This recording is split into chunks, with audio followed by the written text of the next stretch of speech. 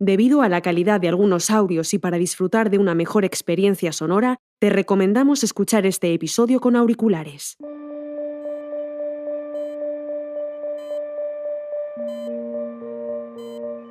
Este virus, en la mayoría de los casos, apenas deja síntomas, como puede ser el mío, pero en los mayores es cierto que en muy pocas horas pueden experimentar un empeoramiento enorme.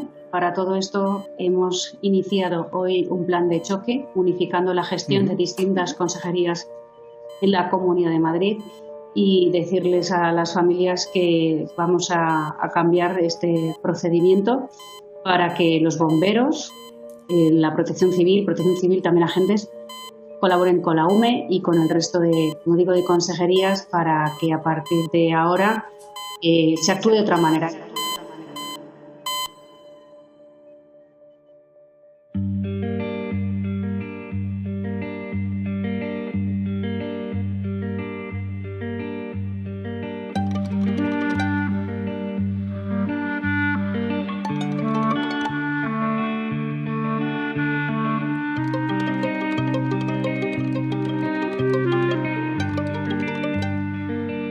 La teoría del paréntesis. Episodio 3. Operación Bicho.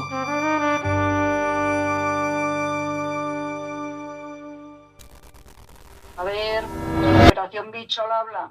Me acaba de llamar el señor Carlos Moore. Me tenéis que mandar los EPIs que necesitéis. ¿Vale? Miércoles 25 de marzo de 2020. Eso que escuchamos es un audio enviado a un grupo de WhatsApp de 3 miembros. Que se necesitan para primera hora el decir dónde tenemos que ir a por ellos. Acaba de comenzar la Operación Bicho, el plan de choque que la presidenta de la Comunidad de Madrid había anunciado. Hay residencias que están fatal y unas 30 que están mal. La misión de ese grupo es medicalizar las residencias, es decir, sustituir los traslados a hospitales de mayores enfermos de COVID por una asistencia médica en los propios centros. Si no empezamos haciendo radiografías, que no pasa nada. Pero el grupo tiene varios problemas. Para empezar, la persona que manda el audio, la encargada de coordinar la acción, no tiene experiencia sanitaria. Tenemos un radiólogo voluntario para echarnos un cable, radiólogo jubilado. Se llama Encarnación Burgueño, tiene 50 años y hasta ahora su contacto más cercano con el mundo sanitario es el de dirigir una marca llamada Cardiolíder que se dedica al alquiler de desfibriladores. O sea, mañana, si acaso, empezaríamos a primera hora de la tarde o en cuanto lo tengamos todo organizado, lo tengáis todo organizado, ¿vale? Que si no empezamos haciendo radiografías, que no pasa nada, ¿vale? Pero por lo menos ir a echarles un cable y a ver cómo lo podéis ir organizando vosotros, para que luego hagáis un estudio de demandas para ir mandando lo que se necesita de la residencia, ¿vale? Tenemos un radiólogo voluntario para echarnos un cable, radiólogo jubilado. Los otros miembros del grupo sí tienen experiencia médica. Son los dueños de Transamed, una empresa con 4 ambulancias.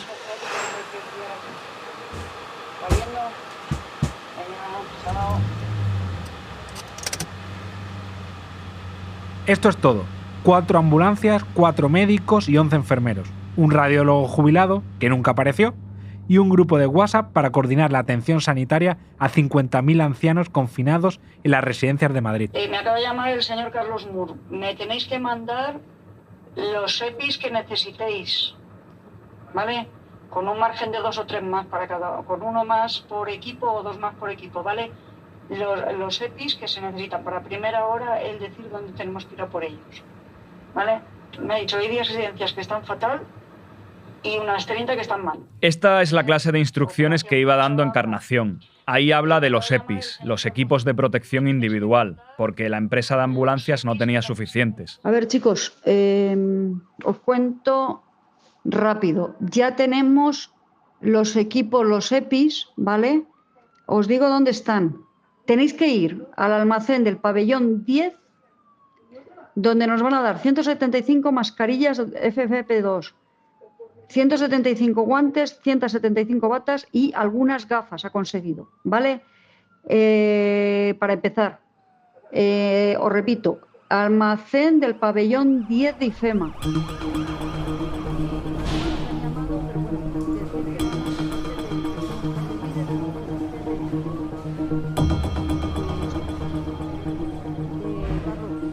La cadena de mando empieza con el Dr. Moore, que avisa a Encarnación, y ella, desde su casa y a través del grupo de WhatsApp, se lo transmite a Eduardo Aragonés, que es el gerente de Transamed, y a los sanitarios, que sobre el terreno tratan de salvar vidas.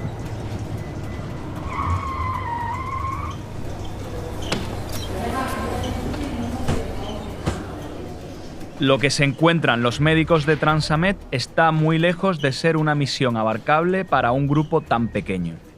Los residentes mueren por decenas sin ser trasladados a hospitales.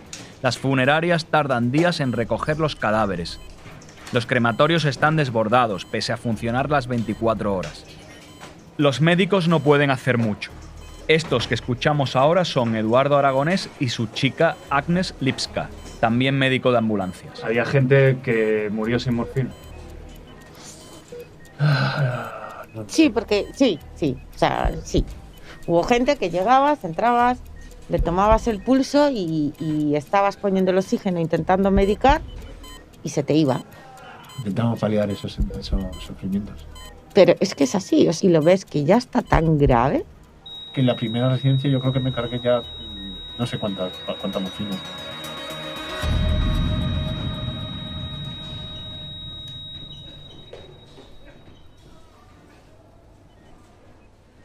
A pesar del drama que se vive en las residencias, Encarnación está eufórica. Según dice en un audio a los 10 días de empezar la Operación Bicho, el trabajo que ha hecho el grupo es increíble y hará posible que ella tenga su empresa de gestión sociosanitaria. Llevamos en torno a 8.600, yo ya pondría con los que me faltan unos 8.700 abueletes vistos. ¿Sabéis lo que es eso? ¿Sabéis el curro que habéis hecho? Es increíble. O sea, increíble. En una semana y poco. Una semana. Porque empezamos el viernes de la semana anterior. En una semana.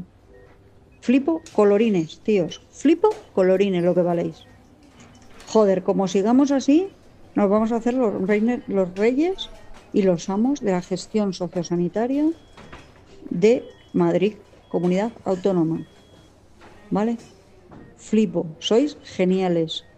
Vais a hacer que mi sueño se consiga, que es trabajar en el mundo sociosanitario, tener mi propia empresa. Gracias. Muchísimas gracias.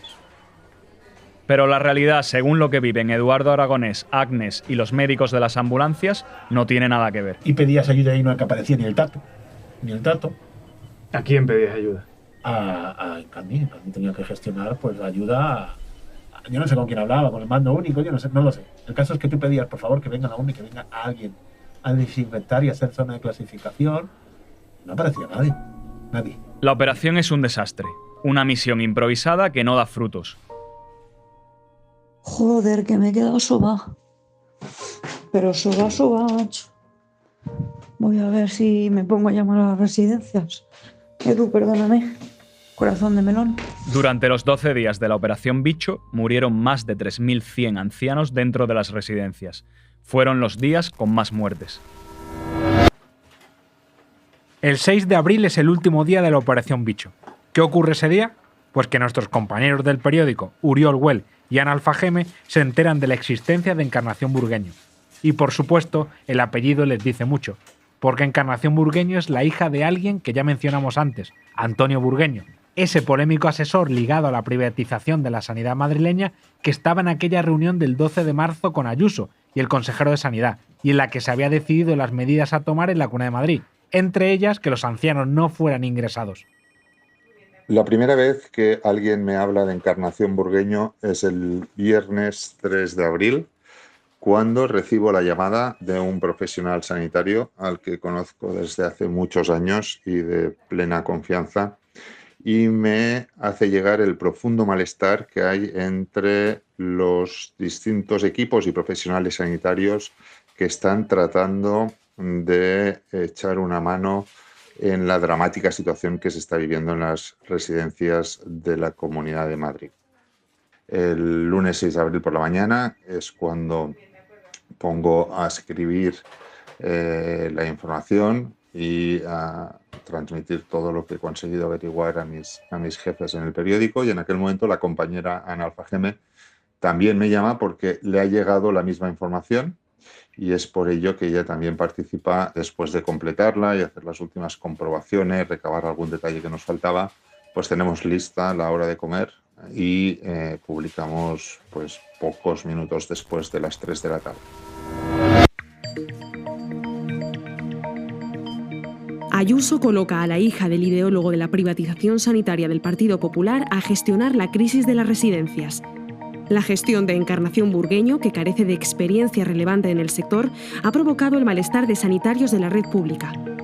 La Comunidad de Madrid ha colocado a Encarnación Burgueño, hija del ideólogo de la privatización sanitaria del PP en Madrid, Antonio Burgueño. ¿Cómo afecta la noticia en el grupo de WhatsApp? Escuchar, que no vayan a ningún sitio esta tarde, Eduardo. ¿Vale? Ahora te llamo. Eduardo, Agnes y sus sanitarios se vuelven a casa. Es un golpe devastador. Encarnación, en Toledo, está tan afectada que no se levanta de la cama en 2 días. Días después, vuelve a dar señales de vida. Hola, estoy pendiente que me llame Carlos Moore porque, bueno, el fuego no ha quemado tanto, ha quemado pero no ha quemado tanto, ¿vale? Bueno, el caso es que Carlos Moore ahora mismo no puede firmar ningún pago hasta que no el consejero de la Comunidad de Madrid no hable en asamblea y demás.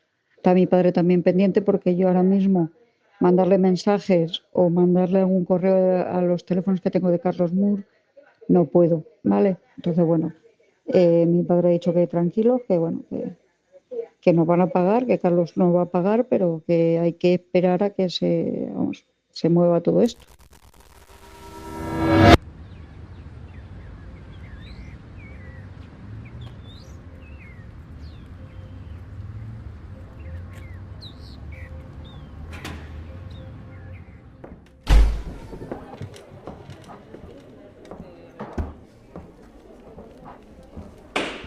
Buenos días, señorías. Hoy, día 1 de junio de 2020, tenemos la Comisión de Políticas Sociales, Igualdad, Familia y Natalidad. Y comenzamos la sesión dándole la bienvenida al señor consejero, al señor Alberto Reyero, que si quiere puede tomar ya asiento. En junio, 2 meses después de la Operación Bicho, con la curva doblada al fin y con toda España deseando huir a las playas, los diputados de la Asamblea de Madrid se reunían para tratar de saber qué es lo que había pasado en las residencias en aquellas semanas de marzo y abril. Las comisiones no suelen dar muchos titulares, pero el que estaba ese día en el estrado era el consejero de Políticas Sociales, Alberto Reyero, aquel al que le habían quitado la responsabilidad sobre las residencias justo antes de la Operación Bicho. Recordemos que Reyero, de Ciudadanos, nunca había estado de acuerdo con los protocolos. Ya lo había dicho públicamente, pero ese día en la comisión fue más contundente. Hoy, 1 de junio, me preguntan lo mismo y me reafirmo en lo mismo. No estoy de acuerdo con lo que dicen estos protocolos. No es ético y posiblemente no sea legal. Por eso, en mis comunicaciones al consejero de Sanidad he insistido siempre en que si no era posible la derivación al hospital, era imprescindible la medicalización, porque si no, dejábamos indefensos a nuestros residentes. O lo que es lo mismo, y para que se me entienda, o el residente va al hospital o el hospital va a la residencia. Las declaraciones de Reyero sientan mal en el gobierno, pero a esas alturas el cisma ya era evidente. La coalición del PP y Ciudadanos que mandaba en Madrid había empezado a romperse.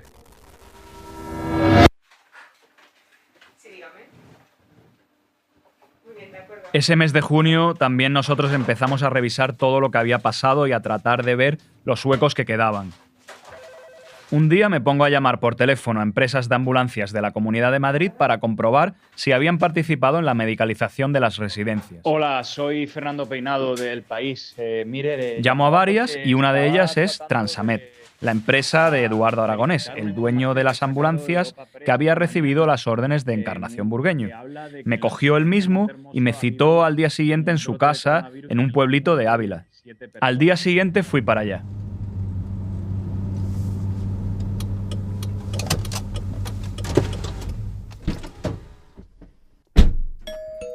Estuve con él y su chica y me mostró todo lo que tenía de los 12 días de la Operación Bicho. Todos esos audios que hemos escuchado, pero también correos de Carlos Moore y Encarnación Burgueño y los partes de visita a cada residencia. Era una información muy valiosa, porque probaba que el supuesto plan de medicalización de la comunidad no había sido más que una chapuza. Eduardo estaba dolido porque Encarnación Burgueño y la Comunidad de Madrid no le habían pagado. No solo no ha cobrado, sino que esa deuda que se generó en esos días ha contribuido a que su empresa quiebre. Una empresa sanitaria que ha quebrado en mitad de la pandemia. Nos quedaba hablar con la persona que había estado al principio del plan, el padre de Encarnación, Antonio Burgueño. El asesor había sido el ideólogo de muchas de las polémicas medidas que se habían tomado. Primero le llamé por teléfono.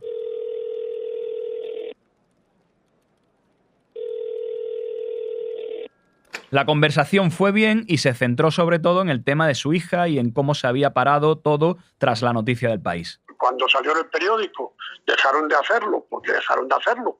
No sé por qué, porque si no deberían haber dejado de hacerlo, porque me parece que era legítimo. Pero en cualquier caso, pues si todo fue así, y si además de eso consiguieron hacer algo eficaz para residencias, pues que las mencionen en el cuadro de honor de la pandemia. O sea, que la fuerza que tiene la crítica de determinados medios, pues es muy fuerte. Pero la conversación con Antonio Burgueño merecía más, y quedé con él días después en una cafetería cerca del Parque del Retiro.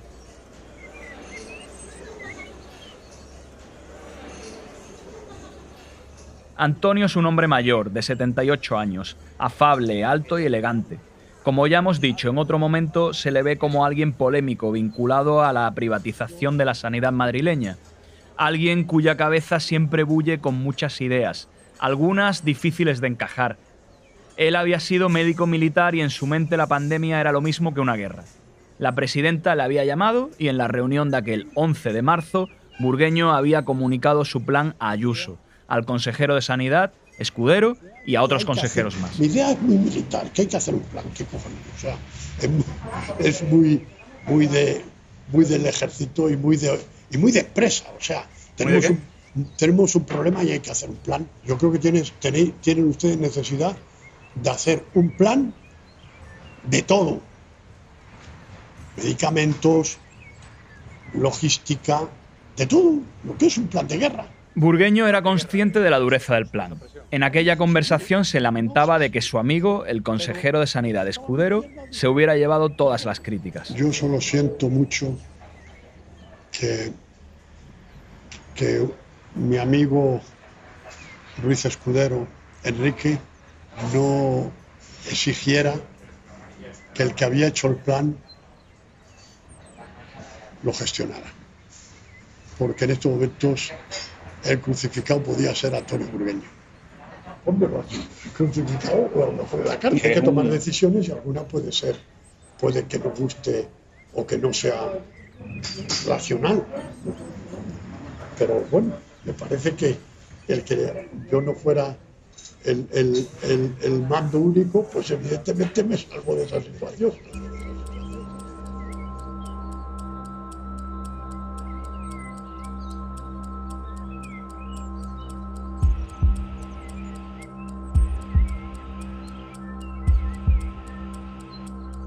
Prácticamente se sabe todo lo que ocurrió con las residencias de Madrid durante la pandemia. Sabemos que el plan de Ayuso y Burgueño fue priorizar a los demás pacientes por encima de los mayores, que para eso se elaboraron protocolos, y que a los mayores se les dejó la solución de la medicalización de las residencias, algo que nunca ocurrió. Se conoce menos cómo vivieron los empleados de las residencias todas aquellas historias, y qué heridas psicológicas les causó ver cómo morían sus residentes. A la comisión de la Asamblea también acudió Pilar Ramos, presidenta de una asociación que agrupa a 200 residencias y que dio el testimonio más lúcido de lo que habían sido aquellos días. Sobre todo algo que yo repito constantemente, se nos olvidaron los mayores. ¿A quién sobre todo se le olvidaron los mayores? ¿A la sociedad? A la sociedad en general se nos olvidaron los mayores. Y los mayores eran los más vulnerables y los que más necesitaban que todas las energías se focalizaran en ellos. A su juicio, ¿qué es una residencia y qué significa para usted medicalizar una residencia? Yo cuando les escucho, pero se tienen que medicalizar las residencias, a mí me gustaría que alguien explicara o me cogiera de qué documento define qué es medicalizar. De repente vimos buzos, camillas entrando, no sé, creían que iban a hacer un hospital de campaña en la residencia. Esto no fue así.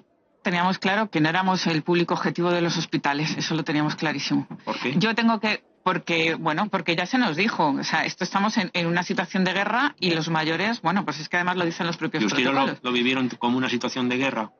Para mí lo que he vivido en los centros ha sido como una guerra. Gente abandonando a sus familias, directoras dejando durante meses a sus hijos y viéndolos desde un balcón. Perdonad. Yo creo que eso es lo que se vive en situaciones de alarma y de guerra. Y para nosotros fue una guerra, sí, contra el virus, pero sí. Una guerra que da la sensación por el impacto emocional que también se sintieron abandonados, un poco abandonados. Sí, nos hemos sentido, yo creo que la palabra es maltratados. Maltratados. Abandonados hubiera sido que nadie se hubiera acordado de nosotros para nada. ¿Por quién se han sentido maltratados? Porque todo el mundo nos ha juzgado como si fuéramos asesinos.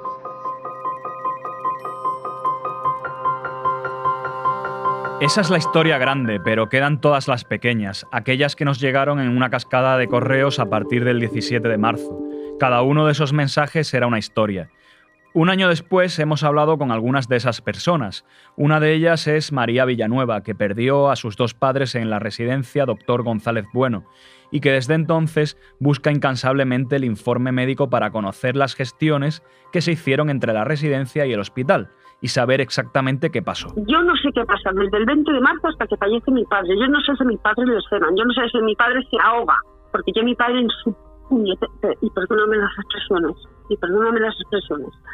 mi padre jamás, no porque sea mi padre, jamás se ha quejado en la vida, y oír las últimas palabras de mi padre, ay no puedo, mi padre se ha muerto ahogado, mi madre no sé ni cómo se ha muerto, no sé si estaban juntos, no sé si estaban separados, lo único que sé es que no tengo ningún informe médico, que me han entregado 2 cajas cerradas con 2 nombres y que encima me los entregan sin las alianzas, ni de mi padre ni de mi madre. Yo no quiero las alianzas para venderlas ni para nada, pero son las alianzas de mi padre y mi madre, y si no se lo entregan dentro de una puñetera caja con una etiqueta blanca que pone Eduardo y otra etiqueta blanca que pone Paz, que no me las dejan abrir, tengo que creer que son ellos. Y sigo a fecha de hoy sin saber lo que iban en esas cajas y si son mi padre y mi madre. Después de una muerte sin la posibilidad de decir adiós, los hijos de las víctimas han tenido que tomar una decisión muy dura. ¿Merece la pena buscar justicia o es mejor cerrar el duelo cuanto antes? Carmen es una de las personas que ha decidido ir por la vía judicial. No tengo mucha esperanza por nuestra experiencia, por lo que nos ha pasado, ¿no? Porque hemos puesto muchas denuncias como Consejo de Usuarios y los familiares en particular durante años y nada ha llegado a ningún sitio. Carmen apenas recibió noticias de la residencia durante el encierro. Pensaba que su madre estaba bien porque pidió a la residencia que le avisasen si se ponía enferma. Y fue cuando el día 3 me hacen otra videollamada y mi madre ahí estaba muerta porque, mira, estaba morada, entre morada, verde, chupada, o sea, como las personas de los campos de concentración, o sea, era un hueso y con la boca abierta, claro, estaba muerta. Yo ahora no lo sé. A la cuidadora que grababa la llamada le temblaba el pulso. Cuando la videollamada terminó, el médico le dijo que su madre tenía poca fiebre y buena saturación de oxígeno. Me quería convencer de decir, bueno, es que no estará tan mal. Yo me quise convencer. De hecho, no me acosté. Esa noche ya me quedé despierta porque lo intuía. Y a las 12:55 me llama y me dice, acabo de entrar en el turno, dice, me he encontrado a su madre muerta. Durante la conversación que tenemos con Carmen sale el tema del trato que damos como sociedad a los ancianos. Porque otro de los grandes problemas es que los tratan como niños. Y no son niños. Son personas con toda una experiencia de vida y no los respetan. No los respetan, no los escuchan y los tratan como niños pequeños y muy mal tratados muchas veces. Es una de las partes más indignas de la residencia. Entonces, ¿cómo te puedes sentir con una experiencia de toda una vida cuando no te respetan, cuando no te escuchan? O sea, es que se los van cargando. O sea, eso es que es horrible.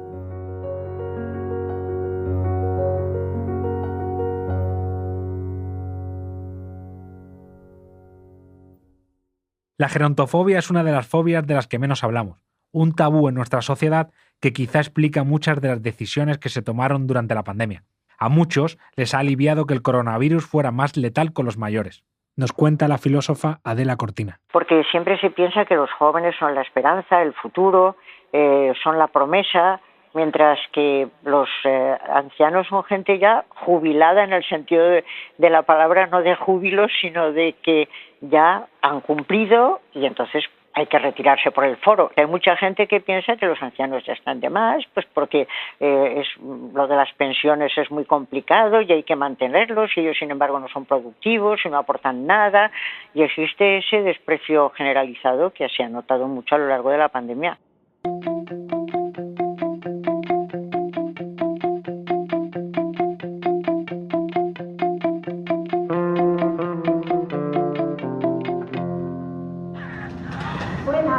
Hola. ¿Qué tal? ¿Cómo estás? Bien, bien. Aquí estamos arriba con el lío, bien. De momento lo llevamos bastante bien. ¿Sí? Y ya nada, si nos queda poquito. Vamos a donde están poniendo vacunas. Vale, ahora están en el transcurso de Un año después, el duelo no ha acabado para miles de hijos en Madrid. En total, hasta final de junio, murieron 5.954 personas con COVID-19 dentro de las residencias madrileñas, sin la oportunidad de un traslado a un hospital. Claro, entonces ellos no. Pero sí había de la vacunación de la semana pasada que si queréis hablar con alguno no habría problema. El virus fue y sigue siendo terrible para los mayores. En medio mundo, las residencias fueron el principal foco mortal de la pandemia, pero en otros lugares no se les negó su derecho a la asistencia sanitaria. Hola Ismael, vas a estar por aquí, ¿verdad? Hubo otros gobiernos que negaron el acceso al hospital. Cataluña y Castilla y León dieron órdenes para rechazar traslados. No solo en España, en medio mundo las residencias fueron el principal foco mortal de la enfermedad. Amnistía Internacional ha denunciado que hospitales de Reino Unido, Italia o Bélgica también discriminaron a los mayores. ¿Qué edad tienes, Teófilo? No te molestamos. ¿Cuántos años tienes? 93, hice el 21 de diciembre.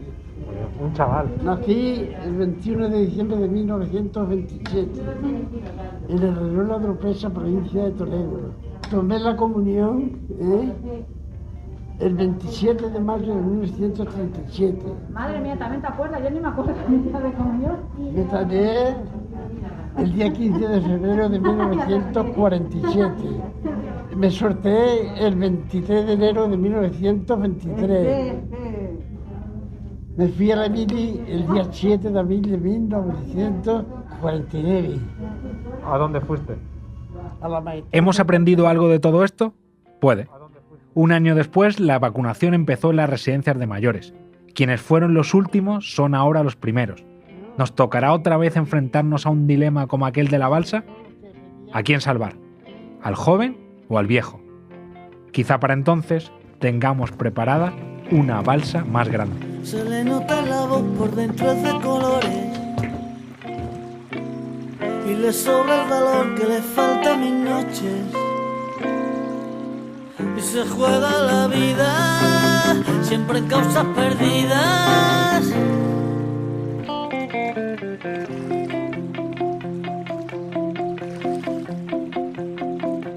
Ojalá que me la encuentre ya entre tantas flores. Ojalá que se llame amapola, que me coja la mano y me diga que sola no comprende la vida, no, y que me pida mamá, mamá, mamá, dame más, y que me pida. La teoría del paréntesis es un podcast de El País Madrid producido por Podium Podcast. Escrito y narrado por Juan Diego Quesada y Fernando Peinado. Edición Álvaro de Cózar. Edición sonora Jimena Marcos e Inés Vila. Diseño de sonido Andreu Quesada y Elizabeth Búa. Técnica José Juan Morales. Producción ejecutiva Luis Gómez, Lucía González y María Jesús Espinosa de los Monteros. Don Rafael ha sido interpretado por Carlos Piñeiro. Música Ancianos, de Los Pingos Orquesta. Si te vas, de Extremoduro. Los familiares que han leído los emails que en su día escribieron a El País son Susan Zurbot, esposa de José María Páez Valgañón, Estrella Zorrilla, hija de Lucía Rebollo de Frutos. Alejandro Jiménez, sobrino de Benito Alonso Martín. Lidia Gabaldón, nieta de María Rodríguez Rodríguez. María Teresa Rodríguez, sobrina de Juan Leopoldo Rodríguez Blanco. María Villanueva, hija de Paz San Santamaría y Eduardo Villanueva Tornero. José Ignacio Prieto, hijo de Constantino Prieto García. Rosalía Barragán, hija de Paulina Hernández. Ellos son 9 de las más de 600 personas que escribieron aquellos días a El País para compartir su historia. Dedicamos a ellos este podcast. Que delante de